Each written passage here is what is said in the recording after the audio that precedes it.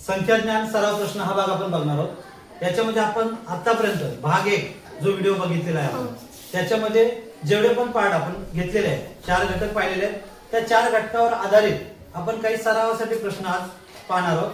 त्याच्यातला पहिला प्रश्न आहे आपला नेहमीचा प्रश्न असतो खालील संख्या आंतरराष्ट्रीय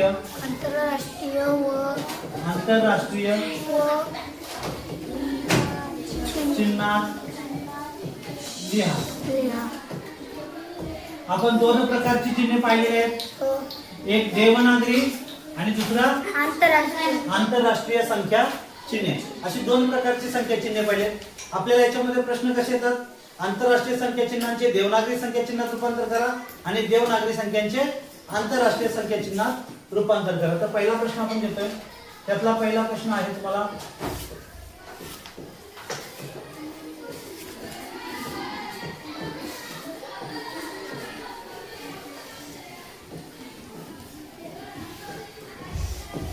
हे 3 प्रश्न आहेत तुमच्याकडे। या 3 संख्यांचं आंतरराष्ट्रीय संख्या चिन्हामध्ये रूपांतर करायचंय तुम्हाला। सर्वांनी प्रश्न लिहून घ्यायचा आणि प्रश्न सोडवायचे, ठीक आहे। आंतरराष्ट्रीय संख्या चिन्हात लिहा, तुमचं लिहून झालं असेल तर आपण उत्तर बघूया। 3 आंतरराष्ट्रीय संख्या चिन्ह कसा लिहायचा आहे, 3 5 त्याच्यानंतर 8 आणि 5 एक संख्या चिन्हाचं रूपांतर आंतरराष्ट्रीय संख्या चिन्हात करायचं। आपली पूर्ण संख्या करायची 7 8 4 0 आणि 1 त्याच्यानंतर पुन्हा 6 8 9 1 7 म्हणजे अतिशय सोपा प्रश्न आहे, आपल्याला येतं, ठीक आहे।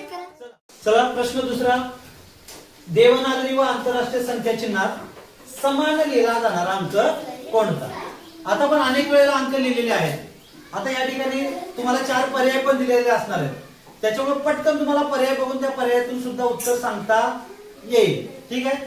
तरी पण आपल्याला माहिती आहे, सांगा बरं कोणता अंक सारखा दिसतो, बोला पटकन कोणता अंक, 0 किंवा 0।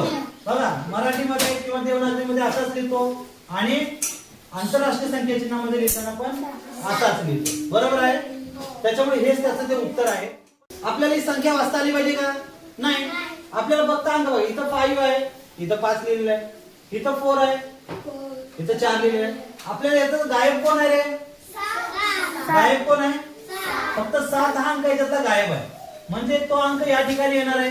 आपल्याला काय शोधायचंय, फक्त या ठिकाणी तो अंक लिहिलेला आहे तो आंतरराष्ट्रीय संख्या चिन्हांच्या मध्ये लिहिलेले आहे आणि या ठिकाणी अंक लिहिलेले आहेत ते कोणते लिहिलेले आहेत, देवनागरी संख्या चिन्हांच्या मध्ये लिहिलेले आहेत। मग आपल्याला फक्त एवढंच शोधायचं आहे की 7 ला देवनागरीमध्ये कसं लिहिलं जातं, तर त्याचं उत्तर काय असणार आहे, 7। एवढं 1809 हे आंतरराष्ट्रीय संख्या चिन्हांमध्ये कसे लिहाल। आता जर तुम्ही बघितलं आंतरराष्ट्रीय संख्या चिन्हामध्ये 1809 लिहायचं आपल्याला, मग इथे येणार आहे हजाराचं स्थान 1000, नंतर काय तर 1000 नंतर आधी इकडे उजवीकडे शतक, नंतर दशक आणि नंतर एकक। म्हणजे तुमची जी संख्या तयार होणार आहे ती किती अंकी असणार आहे, 4 अंकी संख्या तयार होणार आहे। मग हजाराच्या स्थानामध्ये काय सांगितलं तुम्हाला, 1000 म्हणजे हजाराच्या स्थानामध्ये 1, पण तो कोणत्या भाषेत लिहायला सांगितलंय, आंतरराष्ट्रीय संख्या चिन्हात की देवनागरी, हा। मग 1 इथे असा लिहिणार की असा लिहिणार, हा ना, हे आहेत आपले आंतरराष्ट्रीय संख्या चिन्ह। 1000 शतकामध्ये कोण येणार आहे, 800 आणि 9 सांगितलं, दशकात काय येईल का, 0 आणि 9, म्हणजे हे आपलं उत्तर असणार आहे। आता इथे बघा 1 8 0 सारखा दिलाय, पण 9 मात्र काय केलेलं आहे, देवनागरी मध्ये दिलेलं, त्यामुळे हे उत्तर काय आहे, चुकीचं आहे। आपलं उत्तर कुठे आहे, पर्याय क्रमांक 3 वर। म्हणजे असे पर्याय तुम्हाला फसवण्यासाठी हा पर्याय टाकलेला आहे। इथे दोन्ही सारखे दिलेत बघा, 1809 1809, फक्त हे काय दिलेलं आहे, देवनागरी संख्या चिन्हामध्ये दिलेलं आहे। कसं दिलेलं आहे, देवनागरी, ठीक आहे। तुमचं उत्तर तपासून घ्या, पुढचा प्रश्न बघूया। तुमचं उत्तर तयार असेलच, चला बघूया काय उत्तर येत आहे। बघा आपण याच्यापूर्वी शिकलेलो आहोत, आपल्याला साडे दिलेला आहे, साडे हा शब्द त्याच्यामध्ये आलेला आहे। साडे आला की मी तुम्हाला सांगितलं होतं साडे म्हणजे काय, साडे म्हणजेच काय, तर पूर्ण अधिक अर्धा हे सूत्र मी तुम्हाला सांगितलं होतं. साडे आला की आपल्या डोक्यामध्ये काय आलं म्हणजे पूर्ण आणि अर्धा. मग याच्यात पूर्ण कोण आहे? पूर्ण कोण आहे? 12,000. मग आपण काय लिहिणार पूर्णच्या ठिकाणी? 12,000. झाले का 12,000? हा. आणि अर्धा, अर्धा पण कशाचा अर्धा? हजाराचा अर्धा. आपण उदाहरण घेतलं होतं, 1000 रुपये आहेत आपल्याकडे, वाटून घ्यायचे आहेत, तर आपल्याला दोनच नोटा घ्यायच्या आहेत. तर कोणत्या नोटा येणार आहेत? 500 500च्या नोटा. बरोबर. पैसे वाटून घ्यायला आपण हुशार आहोत. 500 हजाराचा अर्धा किती येतो? 500. म्हणून याच्यात 500. म्हणून ही संख्या लिहिताना आपलं उत्तर काय येणार आहे? 12,500 म्हणजे 12,500. 12,500 म्हणजे काय? 12,500. ठीक आहे. संख्या आली की मी तुम्हाला काय सांगितलं, काय करायचं? पहिल्यांदा त्याची स्थानं मोजायची. हा, एकक, दशक, शतक, हजार, दशहजार. आता 10,000 म्हणजे आपल्याला हे दोन एकत्र वाचावे लागतील आणि नंतर हा एकटा आणि हे दोन. बरोबर. मग 10,000 म्हणजे हे हजाराच्या घरात आहेत. म्हणजे किती आहे ते? 17,000. ठीक आहे.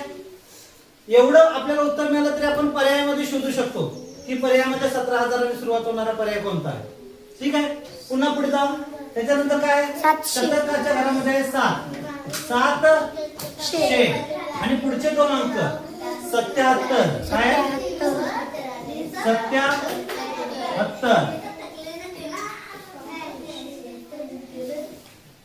7,777 असं ज्यांचं उत्तर आलेलं असेल त्यांचं उत्तर काय आहे? बरोबर. प्रश्न क्रमांक 7. 20,25,821 या संख्येतील शतक व लक्ष स्थानच्या अंकाच्या दर्शनी किमतीची बेरीज किती? आता किंमत कशाची विचारली तुम्हाला? दर्शनी किंमत विचारलेली आहे. दोन प्रकारच्या किमती असतात, एक दर्शनी आणि दुसरी स्थानिक किंमत. दर्शनी किंमत म्हणजे मी तुम्हाला जे दिसतंय तेच असतंय. बरोबर. आणि स्थानिक किंमत मात्र त्याच्या अंकाच्या स्थानानुसार बदलत राहते. बरोबर. या स्थानानुसार किंमत बदलते. या ठिकाणी दर्शनी विचारले म्हणजे जो अंक आहे तोच अंक घ्यायचा आहे, काही बदल करायचे नाही, फक्त आपल्याला स्थान शोधायचं आहे. शतक आणि लक्ष. मग एकक, दशक, शतक म्हणजे आपल्याला पहिला अंक घ्यायचा आहे 8 अधिक शतक स्थान झालं. नंतर हजार, दशहजार, लक्ष म्हणजे आपल्याला पुढचा अंक घ्यायचा आहे 0. 8 आणि 0ची बेरीज करा, किती येते? 8च येते. इथे अंक आपल्याला दिलेले आहेत, त्यातून आपलं उत्तर येणारे पर्याय क्रमांक 3. बऱ्याच वेळेला मुलांनी काय केलं असेल, दर्शन किमतीच्या जागी स्थानिक किमती घेतली असतील तर त्याचं उत्तर येणार आहे 800. पण हे उत्तर काय आहे? चुकीचं आहे. म्हणून किंमत दर्शनी घेतली, त्याच्याकडे आपलं लक्ष पाहिजे. ठीक आहे. प्रश्न क्रमांक 8. 8,65,489 या संख्येतील 8च्या स्थानिक किमतीतील फरक किती? चला काढलं उत्तर तर मग सर्वांनी बघूया काय आहे उत्तर. आता मी तुम्हाला शिकवत असताना याच्या आधी जेव्हा आपण स्पष्टीकरण केलं त्यावेळेला एक ट्रिक सांगितली होती. ती ट्रिक तुम्हाला आठवत असेल तर आपण उत्तर त्याच ट्रिक प्रमाणे पाहूया, कारण उत्तर काढायला कमीत कमी वेळेमध्ये उत्तर निघतं. आपल्याला कोणत्या अंकाची स्थानिक किंमत सांगितलेली आहे? 8. त्यामुळे आपण 8 पहिल्यांदा शोधूया. कुठे आहे? 8 इथे आहे आणि 8 इथे आहे. बरोबर आहे. 8ची स्थानिक किंमत आपल्याला काढायची आहे. आपल्याला 8 मिळालेला आहे. तर काय करायचं आपल्याला? 8चा पाढा 9 पर्यंत बोलायचं. मी तुम्हाला सांगितलं 8चा पाढा 9 पर्यंत बोलायचा. 8 गुणिले 9, 8 9 72. मग आपल्याला हे 72 कसे लिहायचे? तर या 8च्या ठिकाणी 72 लिहायचे. कसे? तर त्याचा पहिला 7 आपण काय करणार आहोत? या पहिल्या 8च्या जवळ लिहिणार आहोत आणि दुसरा जो 2 आहे तो दुसऱ्या 8च्या जवळ लिहिणार आहोत. ठीक आहे. आणि मग काय करणार आपण? या दोन अंकांच्या मध्ये जेवढे पण अंक आलेले आहेत तेवढे 9 लिहिणार आहोत. किती अंक आले? 1 2 3. म्हणून इथे 1 9 2 9 3 9. आता राहिला कुठला अंक? शेवटचा 9 राहिला. तर या दोनच्या पलीकडे जेवढे पण अंक आलेले असतील तेवढे 0 द्यायचे. किती अंक आहे? एकच अंक आहे 0. म्हणून तुमचं उत्तर काय झालं आता तयार? उत्तर काय आलेलं आहे? वाचा अंक हा किती उत्तर आलेलं आहे 7,99,920. तरी तुम्ही पर्यायामधून शोधून लिहू शकता. ठीक आहे, उत्तर चेक करायचं तुमचं आणि मग पुढच्या प्रश्नाकडे जाऊ. प्रश्न क्रमांक 9.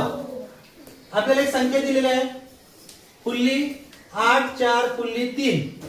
या संख्येत फुल्लीच्या जागी समान अंक असून त्याच्या स्थानिक किमतीतील फरक किती आहे 59,940 आहे. तर फुल्लीच्या जागी येणारा अंक कोणता? बघायला गेल्यानंतर पहिल्यांदा आपल्याला कठीण प्रश्न वाटतो. कसं काढायचं उत्तर, फुल्लीच्या ठिकाणी कसा अंदाज लावायचा? तर काही घाबरायची गरज नाही. याचे जर तुमच्याकडे पर्याय असते तर तुमचं उत्तर काढायला तुम्हाला किती वेळ लागला असता माहितीये? 0 सेकंद. किती? 0 सेकंद. सांगू कसं? हा, तर पर्यायामध्ये काय शोधायचं तुम्हाला? इथला अंक बघायचा. इथे किती अंक आहे? 5. दिलेल्या फरकातील पहिला अंक शोधायचा आहे 5. आता तो जर फरक तुम्ही इथे लिहिला 5 9 9 4 0. हा, फक्त एवढंच लक्षात घ्यायचं की फरकातला पहिला अंक जो आहे तो पहिल्या फुल्लीच्यावर आला पाहिजे. हा, नाही आला तर काय तेही नंतर मी तुम्हाला सांगतो. तर इथं बघायचं, इथं कोणता अंक आलेला आहे? 5. तर त्याच्यामध्ये फक्त तुम्हाला 1 मिळवायचा आहे. मग तुम्ही 5 मध्ये जर 1 मिळवला तर उत्तर किती येते? 6. तर तुमचं उत्तर आहे फुल्लीच्या ठिकाणी असणारा अंक 6 आहे. सोपं आहे का अवघड आहे? काय मोठं गणित करायचं इथे नाही. तुम्ही म्हणाल कसं काय? तर त्याच्यासाठी तुम्हाला एक पडताळा म्हणून एक सांगतो. इथे बघा, आपण जेव्हा फरक लिहितो तेव्हा काय करतो रे? इथला अंक आणि इथला अंक त्याला कितीने गुणतो?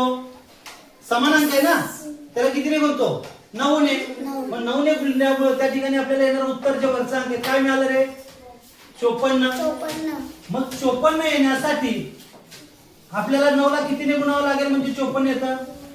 9च्या पट्यात किती नंबरला 54 येतात? 9 सख्ख 54. म्हणजे आपलं उत्तर सेम आलं की नाही? आलं लक्षात? मग एवढं करत बसायची गरज आहे का आपल्याला? आपल्याला काय करायचंय? फक्त फरकातल्या पहिल्या अंकामध्ये 1 मिळवायचा. 1 मिळवला की आपलं उत्तर तयार. आलं लक्षात? ठीक आहे, लिहून घ्या उत्तर. प्रश्न क्रमांक 10. 5,700 ही संख्या विस्तारित रूपात कशी लिहाल? बरोबर आहे? बघा, उत्तर तुमचं तयार असेल.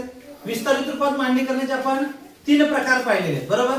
आता त्या 3 प्रकारातला कुठलाही एक प्रकार हा पर्यायामध्ये असू शकतो. आपण इथं पर्याय एवढ्यासाठी दिलेले नाहीत कारण आपल्याला उत्तर काढता आलं पाहिजे. कच्चं काम महत्वाचं आहे, तर याचं करायचं. आता संख्या देताना आपल्याला 5,700 ही अक्षरे दिलेली आहे. पहिल्यांदा तिचं आपल्याला कशात करावं लागेल? अंकात रूपांतर करावं लागेल. ठीक आहे, आता अक्षराचा अंकात करत असं आपण मागाशी एका प्रश्नामध्ये पाहिलेले पावणे, सव्वा, साडे आलं तर काय करायचं? ठीक आहे, आता इथं पावणे आलेले आहेत. पावणे म्हणजे काय आपण शिकलेलो आहोत. पावणे म्हणजे काय? तर पूर्ण वजा 1 अधिक पाऊण. बरोबर आहे? अशा पद्धतीने आपण शिकलेलो आहोत. मग पहिल्यांदा आपण त्याची संख्या तयार करूया. ठीक आहे, 5,700. आता याच्यात पूर्ण कोण आहेत? तर पूर्ण आहेत 7,000. मग आपण 7,000 आहे त्याच्यातून वजा 1 करायचंय. म्हणजे 7,000 वजा 1,000 किती हजार होतील? 6,000. म्हणजे आपल्याला पूर्ण मिळणारे आहेत ते 6,000 मिळणार आहेत. आणि त्याच्यानंतर पाऊण लिहायचं आहे. मग हजाराचा पाऊण किती येतो? तर हजाराचा पाऊण येतो 750. बरोबर आहे? मग आपली जी संख्या तयार होणार आहे ती होणार आहे 6,750. आता ही आपल्याला काय मिळाली? संख्या मिळाली. पण आपल्याला उत्तर काय सांगितले त्यांनी? विस्तारित रूपात मांडणी करा. मग आपलं उत्तर काय येणार आहे? पहिल्यांदा हे 6,000 कारण आपण पहिल्या अंकाची स्थानिक किंमत घेतली. नंतर दुसरा अंक आहे 700 आहे 700. पुन्हा 5 दशक आहे म्हणून 5 वर 1 0 50 आणि शेवटचा अंक आहे 0. ही झाली तुमची विस्तारित रूपात मांडणी. त्याचा हा कोणता प्रकार झाला? पहिला प्रकार झाला. पहिला प्रकार. पर्यायामध्ये जर हे असेल तर आपलं उत्तर बरोबर आहे. नसेल तर दुसरा पर्याय आपल्याला शोधावा लागेल. दुसरा पर्याय काय आहे? दुसरा पर्याय काय सांगितलं तुम्हाला? तर हे जे आहेत हे असे न लिहिता काय करणार आहोत आपण? 6000 आपण त्याचं स्थान लिहिणार आहोत. अधिक 7 शतक अधिक 5 दशक आणि 0 एकक. लिहिले तरी चालतील, नाही लिहिले तरी चालतील. 0 एकक हे लिहिले तरी चालेल, नसेल तरी चालेल. एवढं जरी असेल, इथपर्यंतचा जरी भाग असेल पर्यायामध्ये, तरी आपलं उत्तर बरोबर आहे. म्हणजे ही दुसरी पद्धत झाली. पर्याय हे नसेल तर हे शोधायचं. तिसरी पद्धत सांगितली तुम्हाला काय? तर गुणाकार रूपात मांडणी. ही दुसरी झाली. ही तिसरी गुणाकार रूपात मांडणी. म्हणजे कसं? हे 6 दिलेलं आहे. 6 कोणत्या स्थानावर आहे? हजाराच्या स्थानावर आहे, म्हणून त्याला हजाराने गुणायचं. बरोबर. पुन्हा अधिकचं चिन्ह आहे तसंच. नंतरचा अंक 7 हा शतकाच्या स्थानावर आहे, म्हणून त्याला 100 ने गुणायचं. पुन्हा पुढचा अंक आहे 5. 5 हा दशकाच्या स्थानावर आहे, म्हणून त्याला 10 ने गुणायचं. आणि एककाच्या स्थानावर 0 आहे, म्हणून त्याला 1 ने गुणायचं. म्हणजे अशा पद्धतीनं 3 पद्धतीने आपण याचं उत्तर पाहू शकतो. यातलं जेही उत्तर पर्यायात असेल ते आपलं उत्तर असेल. त्याच्यामुळं एखाद्या पद्धतीने आपण काढलं उत्तर आणि ते पर्यायात नाही, याचा अर्थ पर्यायात उत्तरच नाही, प्रश्नच चुकीचा आहे असं होत नाही. ठीक आहे. हे उत्तर लिहून घ्या आणि मग आपण पुढच्या वेळेला आपण पुढचा भाग पाहू.